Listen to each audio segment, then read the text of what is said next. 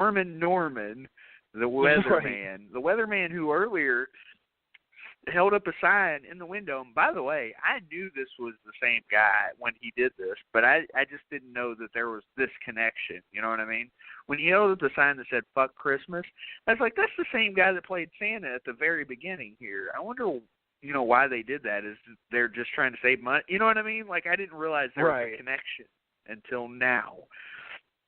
Storm and Norman has dressed up as Santa Claus at this mall that William Shatner's been talking about having this emergency the entire time. We don't know what emergency until now. He's not killing zombie elves. He's killing all the workers at this mall and possibly other people too. He snapped while he was in the bathroom, and he's just going crazy with an axe. He's going Silent Night, Deadly Night on these motherfuckers. And it even kind of shows what he's seeing and what's actually happening, like what this girl stabs him in the foot because he's trying to go after her with a pair of scissors.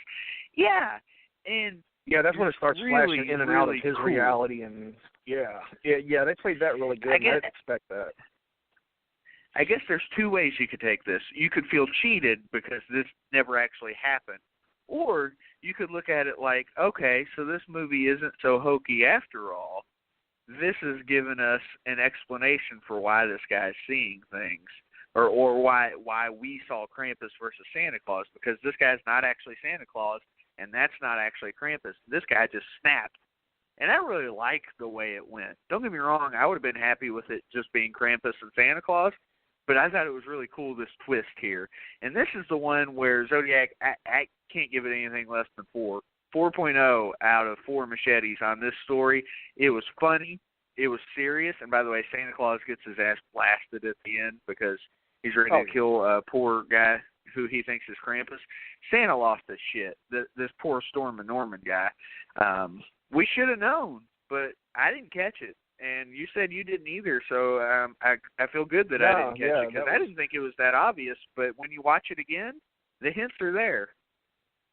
I give that one a solid 4, because that was my favorite one alone, just for the zombie elves alone and all that. But that was like when they were fighting and he was getting ready to kill Krampus off. I even thought back. I'm like, okay, well, where's it going to go from here? And what the hell was going on at the mall still? We don't know what the fuck's going on at the mall. And I'm thinking, well, once he takes Krampus out, boom, that'll be the end of it. Maybe they'll do some kind of scene with him flying over the city, whatever, roll credits, cool. And then that happened, and I was like, oh, shit, there's some depth to this. Hold on. So what's going on now? And it was like a story inside of a story, It kind of reminded me of it kind of reminded me of The Shining. Remember in The Shining when they kind of realize like he snapped and he's all the people around. You don't know if it's really him talking to him or if they're ghosts or if it's all in his mind or what. It kind of reminded me of that for some reason. That popped in my head. And of course, immediately I feel like this is the only one. Die.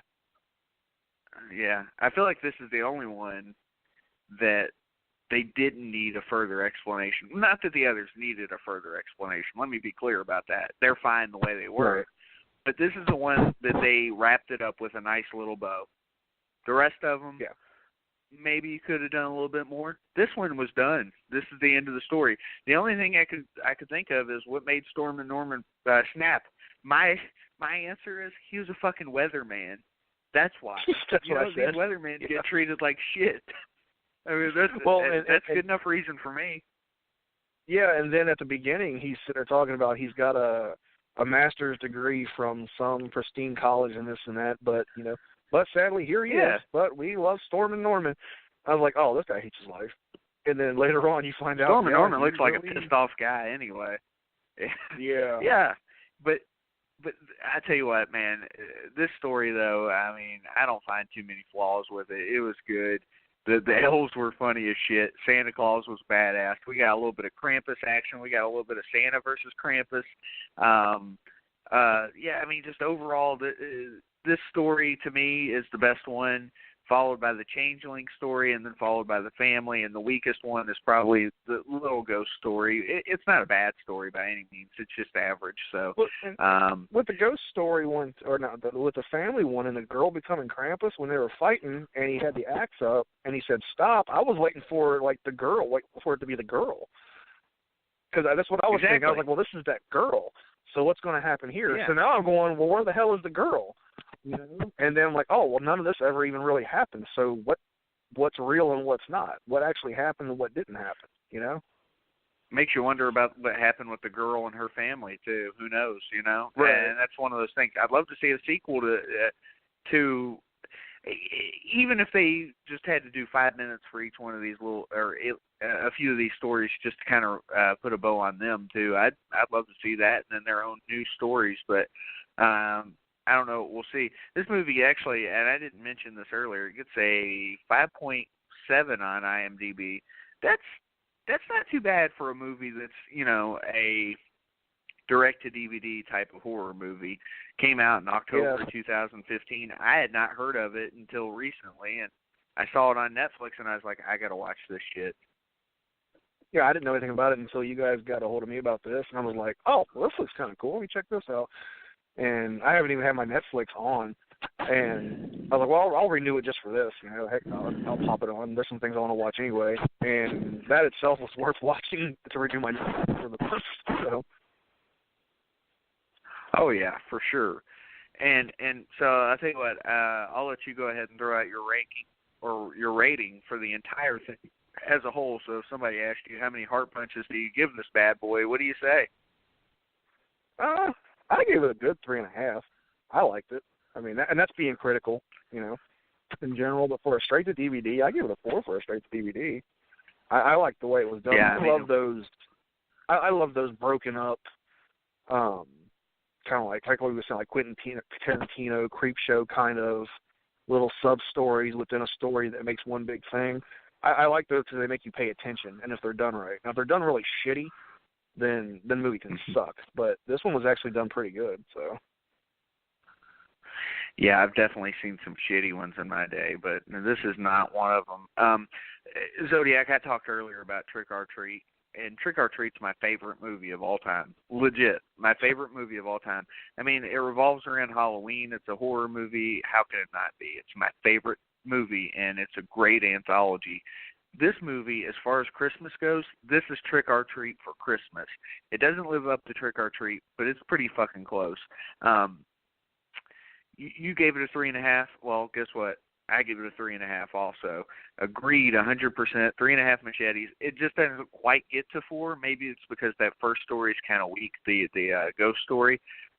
But it's not bad by any means. It's just one of those. Yeah, there could have been a few more loose ends tied up. But, I mean, the loose ends not tied up kind of make you ask questions and think about it. You are right, the direct-to-DVD aspect. If you were to compare it to all direct-to-DVDs, this is by head and shoulders above the rest of those movies, for sure. But, you know, I'm trying to reserve my 4s for, you know, true classics. But someday this may be up there. A few weeks ago, Zodiac, we did a list of, like, our top 5 Christmas horror movies or Christmas horrors. And I think I'll have to seriously consider this for that list. And I want to see if you got any that you have to watch every year or every so often here in a second. But 3.5 for me in his rating, since he couldn't be here tonight, he also gave it 3.5. So we all agree, 3.5 out of 4 for this. I've seen people who don't like this movie, and I don't understand them. I don't know what they're looking for. I think this movie is perfect for what it is. 3.5 is great out of 4. A Christmas horror story. So we all agree everybody should check out this movie before the end of December, make it happen before December 25th, and make it a annual horror Christmas tradition. And Zodiac, now this is the part where I wanted to ask you. So our lists were pretty much varied, but we all agreed that Silent Night, Deadly Night is the best Christmas horror movie. But we also agreed that hands down, that Gremlins is right there. Yeah, I'll Silent Punish. Yeah, I just feel like as far as horror goes, see, this is the one that you can't debate as horror, and you can't debate as Christmas. So there's no debate. Right. It wins easily. But there's some other ones that you got to put it right there, too. Black Christmas, Gremlins. And Gremlins, see, people would argue whether it's horror or not, I think. And I think it is, at least on some level. It's like Critters. Yeah. You know, it's horror. Yeah. It may not be balls to the wall horror. Yeah, me too. I grew up on it. But Gremlins is like comedic horror. Mm-hmm. Well, so is Santa's Elves, is the way I see that. You know what I mean? If that's not horror, I don't know what is. So, right. But are there any that you feel like you need to? Black Christmas is another one that I think is I've never one actually that seen you got to that. watch every year. You have not? No, I've it's never actually on seen YouTube. It's probably pirated on YouTube, but whatever. They haven't taken it down. It's on YouTube. You can watch it on there. It is the precursor to Halloween. You've got Margot Kidder in it and Olivia Hussey, and it takes place at like a sorority house, and you get the first-person horror camera perspective like Michael Myers does in Halloween, before Halloween did it.